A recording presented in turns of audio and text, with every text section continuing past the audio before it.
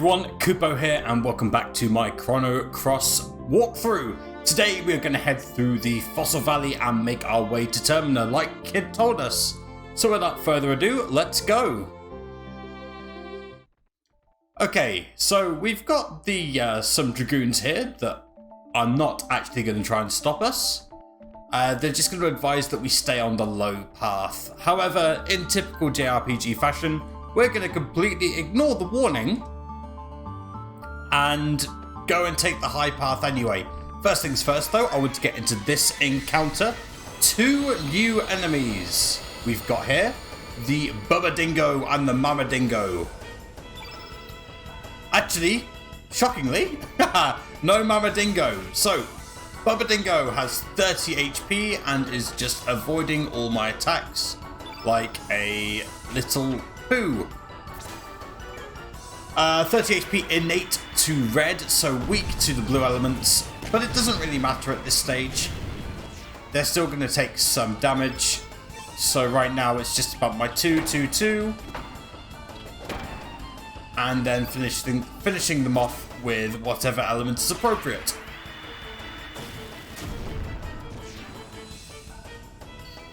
Nice and easy. Sometimes those two Bubba Dingoes are accompanied by a Mama Dingo, which is what I was expecting. They're bigger. They're much bigger than the Bubba Dingoes. They will have 140 HP, and they are also red innate. So fair warning if you run into those. Now, if you do run into that formation, I recommend that you take out the Mama Dingo first, and then the Bubba Dingoes will simply attack each other, and you'll be free to just wail on them as normal. Okay, so we could just stick to the low road, or we could talk to this guy. And there's something supernatural going on. And yes, we are 100% the exorcists they're looking for, even if we are only 17 years old. But don't you worry about that. We'll take care of your ghost problem.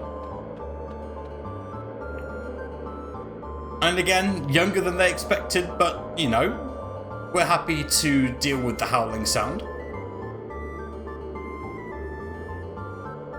And instead of dealing with the howling sound, we will just talk to this guy,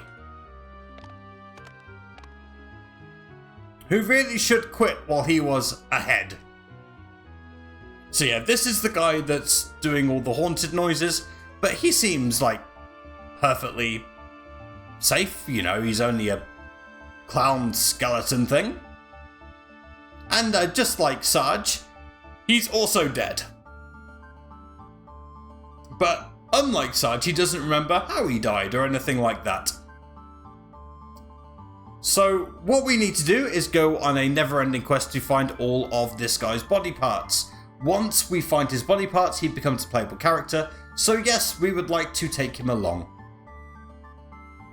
And don't worry about him saying, oh, I feel too nauseous. He's not going to puke all over Sarge. But we get the heavy skull.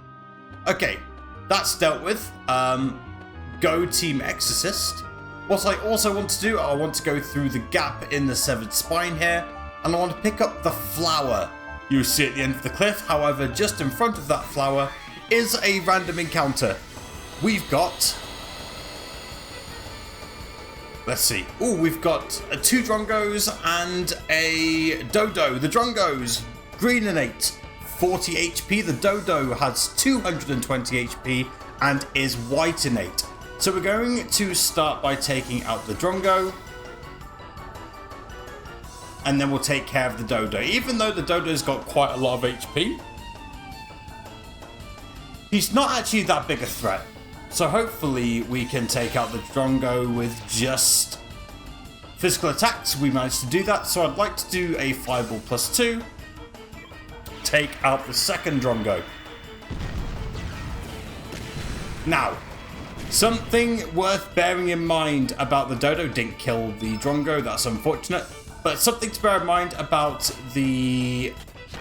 Ooh, there we go. Dodo is that even though it's got a lot of HP, it's mostly harmless, but if you use an element on this bad boy, he will get enraged, and super bad things will happen. You have been warned. I warned you. So all we're going to do to take down the dodo is everyone's going to do a strong attack, followed by another strong attack, followed by a fierce attack. And that's all we're going to do. And all the dodo's going to do is do some fairly weak physical attacks. If you use a element, he will one-shot your entire party and you will get a game over screen, which nobody wants. So I'm just going to fast forward to me finishing off the dodo. Alright, we got them in the end. Yeah, it can take a while, but as long as you just use attacks and you stay away from elements, it's a fairly easy battle, if not slightly tedious. Some minor HP increases. Sarge is Cure, I use Hiccups.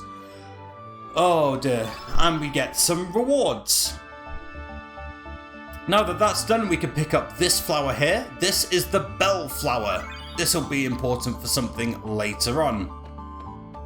Don't worry, I will point that out. Now what we want to do is we want to head down this ladder. And once again, a Dragoon is going to try and stop us. And once again, we are going to ignore the warning. He's warning us and we are not paying attention. Eventually, we will come across this dodo, which if you get into an encounter with it, it's a female dodo, has slightly less HP, 168 HP, still innately white, and it's going to start hopping around. So what I want to do, I literally want to grab the egg that you see to the right of it and then run away. Here we go. And now it's going to start hopping around, so I just want to go back up the ladder. Nice and easy. You can take on the dodo if you want. It's just going to take a while for you to take it down with this strategy. But all's well that ends well. Okay, now that that's done and we have done the exorcism, the dodo is going to carry on jumping after us. However, it does not have the ability to jump down. Thank goodness. But it does have the ability to carry on making noises even into this cutscene. With, once again, salt and pepper. And in case you haven't figured it out yet, these guys are very much the Chrono Cross equivalent of Biggs and Wedge from the Final Fantasy series. As I continue to hiccup, I'm having a very bad day. So, unsurprisingly, they're still ghost hunting, they're still looking for Sarge. And they found someone that looks just like Sarge. Definitely not the same, as the dodo continues to jump after us. Ah, they have eventually figured out that he is Sarge. Good job. Well, once again, Salt and Pepper desperately seeking revenge. And once again, this is actually a tutorial battle. So, unlike the previous tutorial battle, we don't have to wait for them to speak. We can just get the damage in right away. But, here we go. This time I made sure... Oh dear, bad start. This time I made sure to bring a black element with me, Pepper.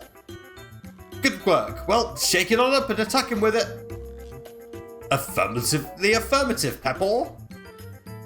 Alright. I actually want to open the attack with Lena, and to do so, I just press the Y button, and it switches characters. So here, I just want to do a weak attack into a strong attack. There we go. Oh, dearie dear. That was no black attack element you used just now. It was a black element that makes your foe more susceptible to attacks of the opposite colour attribute. White, wasn't it? I'm afraid you're right. How terribly terrible. So what you'll have noticed is that Sarge's top right hand corner now has a black triangle on it, which means he is black innate in addition to his natural innate colour, which is white. So something to bear in mind. You did bring a white attack element with you, didn't you? If you didn't bring one with you, you're more stupid than I thought. How awfully awful. I'm afraid I didn't pepper. So, unfortunate. But it is what it is. Okay, I just want to use a strong attack. I'm then going to switch to Surge. By the way, Salt has 80 HP and is still yellow innate. We're going to go 1, a weak attack into a strong attack, into a fireball element. But Pepper is actually going to get his turn, which is kind of annoying. Anyway, here comes the fireball, and I want to use the weaker fireball, so I can use the stronger fireball on the Pepper afterwards. So, next up, Lena, level 3, is going to use Magma Bomb +1, usually a level 2 attack. And 37 damage each, that's quite a lot. And also you'll see that our field effect now is completely red. That is by design. We want to have a completely red field effect for as long as possible. Okay. Weak, strong, strong. We don't need to do anything else. Let's see. I'll do another 2 there. And then with Surge, I want to go 2. Here comes Pepper Box, which is going to do quite a bit of damage because, again, full red field, but the full red field also benefits us. Element, Fireball +2. And that should be enough to take down Pepper and his 90 HP. We do have a couple of green elements, but we don't need to use them right now. The less menuing and messing around with our element grids we do, the better. We gain another growth level. Good news. Surge gets 6 HP. Lena gets 10 HP and 1 res. And Poshul gets a strength and an M res, which isn't bad. Again, we're keeping a close eye on Surge's strength and Lena's magic. Didn't have any strength upgrades or any cures, but that's fine. We're done with the encounters here in Fossil Valley. And again, Salt and Pepper run away. It's time to make a move. Now that we're through Fossil Valley, I want to make my way to Termina, which is this city here. It's a nice little port city. Alright. Who's this guy? He's looking for bellflowers. We just picked one up. Unfortunately, the dragoons are blocking the way, so this woman couldn't get any bellflowers. All she should have done is lied and said that she was an exorcist too. Unfortunate, but this young man will just have to wait. He is also an Acacia Dragoon. Maybe he could have picked a bellflower himself. But he seems to be familiar with Karsh. On good terms, on friendly terms, otherwise he'd call him something like Sir Karsh, right? And indeed, he was going ghost hunting, or did the ghost hunt him? Ooh. Yeah, turns out Lord Viper was the person who told him to go. Who's Lord Viper, though? I guess we'll have to wait and find out. But it sounds like Lord Viper is reasonably... is a reasonable man to negotiate with, so maybe we can convince him to not hunt us. Anyway, despite this conversation, we can't actually use the bellflower yet, so instead I just want to go straight up. I said I want to go straight up. There we go. Oh! Wasn't expecting Kid here. Ah, dear. Kid and her terrible Australian accent. Not even the worst accent in the game.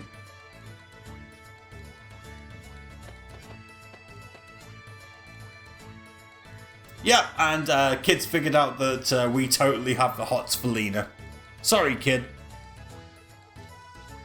It's because she doesn't have a ridiculous name. Yeah, it's weird though to have a date with a giant pink dog.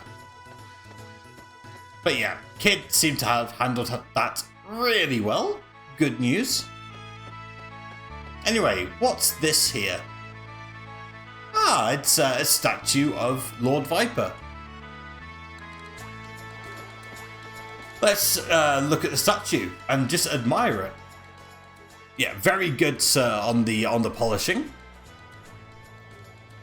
This guy's got a festival named after him. Jesus. Okay. So Lord Viper is basically just trying to keep the peace. He's almost revered as a god, it has to be said.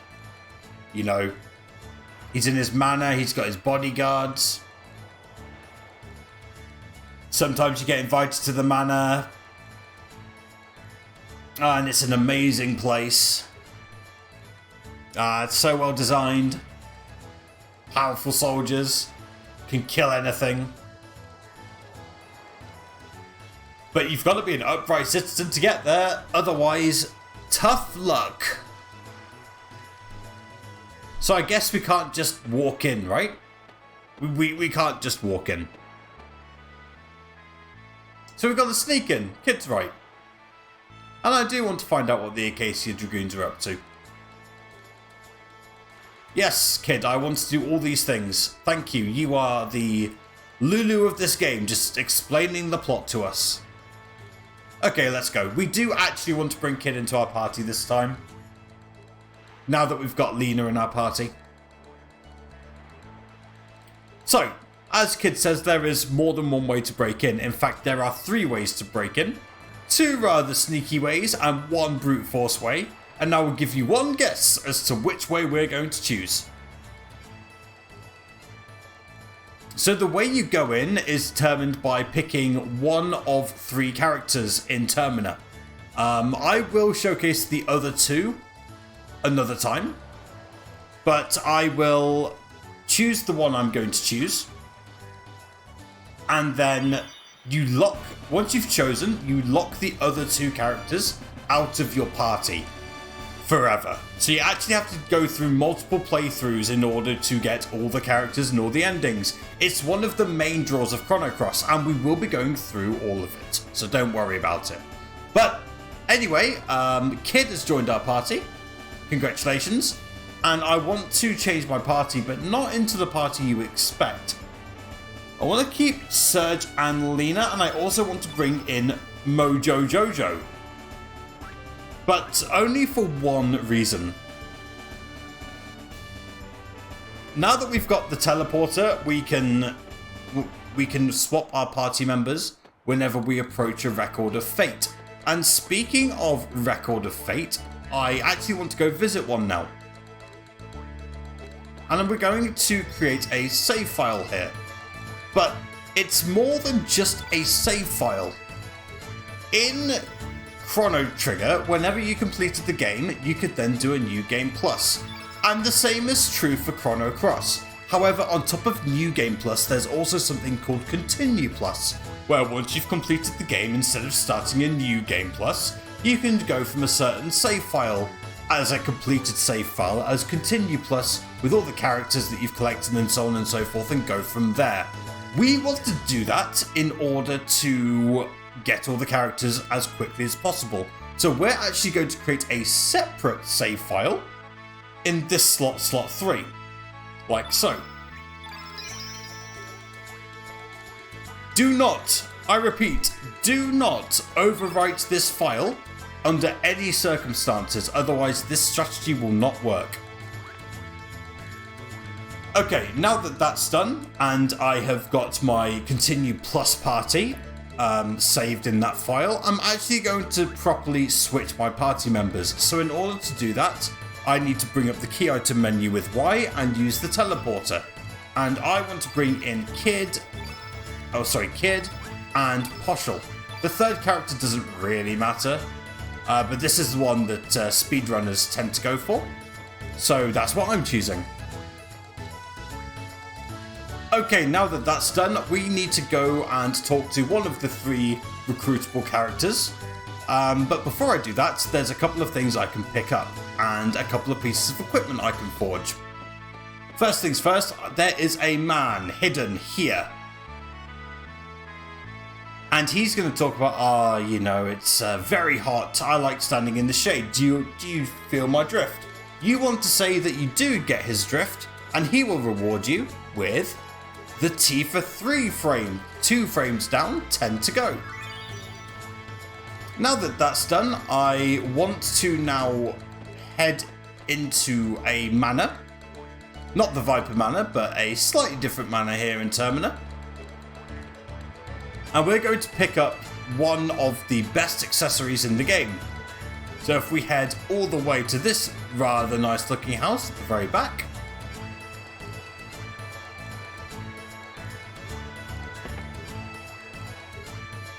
We want to go behind the stairs here and pick up this Profiteer Purse.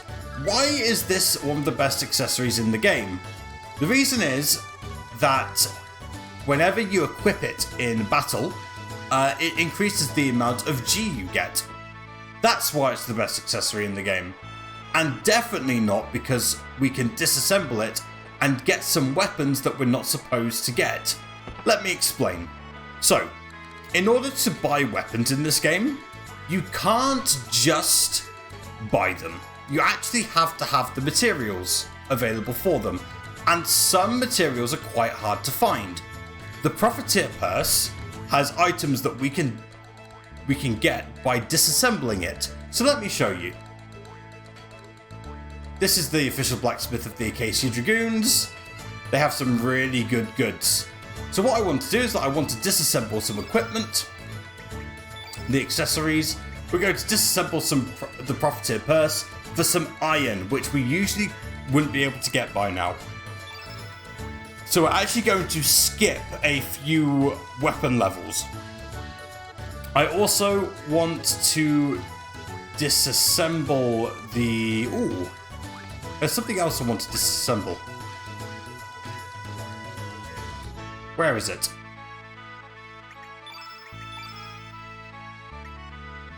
Why weren't we able to disassemble the ivory mail? Oh, I know why. Because we actually have to go to armor. I forgot to switch. So yeah, I wanted to disassemble the Profiteer Purse, and I wanted to disassemble the ivory mail. Good. Now what I want to do is I want to forge some weapons. And as you can see, each weapon has a fee and some items required. We want to get the Iron Swallow, which was in the original game called Steel Swallow. There's one of a few retranslations in this game. So weapons have a grading system. It goes copper, iron, and then further and further up. So the Sea Swallow is the level 0 weapon, the Copper Swallow is the level 1 weapon. We're going to skip that and go straight to Iron Swallow. So we're going to grab that, which we wouldn't be able to get unless we disassembled the Profiteer Purse. And we're also going to get an Iron Dagger for Kid as well. So I hope I explained the weapon system well enough. So now what I want to do is I want to change some equipment. I want to give Sarge the Iron Swallow. And look at that, a 5 attack increase and a 2% hit increase as well. That's very, very strong. On top of that, I also want to give Sarge an ivory helmet, just for an increase in defense. It'll make him a bit more tanky. Also, we want to give Kid the Iron Dagger, 5 more attack, 2% higher hit. They're both going to hit very hard, and that's exactly what we're looking for with this strategy. So with that done, I'm now going to make my way down here. And we want to talk to this guy. And he's a bit like Sylvando from Dragon Quest XI. Except instead of having a bad Italian accent, this guy has a bad French accent. And he's going to introduce himself. He is Pierre. He is the finest swordsman in all the land. And he wants to go see General Viper. General Viper, Lord Viper, Master Viper. This man has many titles. And turns out there should be 4 Devas, but there's currently 3. And this guy wants to be the 4th one. And this guy is quite the swordsman. Unfortunately though, he's got no proof of his swordsmanship. The Hero's Medal. Oh god, I had such a hard time saying that. So, Sacre Bleu, what's he going to do? How's he going to find his Hero's Medal? Well, we're going to go outside and touch grass. Literally. And then speak to this kid here who's running around. And he found the Hero's Medal. And a kid's going to point out that, you know, someone's looking for it. And this kid wants to be a hero, so he's going to give it to us. Good job. And we get the Hero's Medal. It's exactly what we're looking for. Okay. So now I want to give the Hero's Medal to Pierre with the key item menu.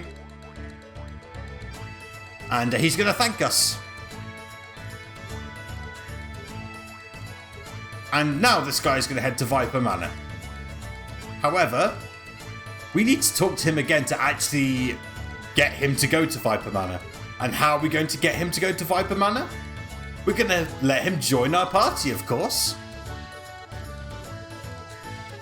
Because, after all, every rose needs its thorns. And Sergeant Kid... oh, they're very, very spiky thorns. And Pierre gracefully joined your party. I apologise for nothing. There we go. So, we now want the party to be Sarge, Kid, and Pierre. Pierre, 3 strength, 5 magic, all round, frickin' terrible.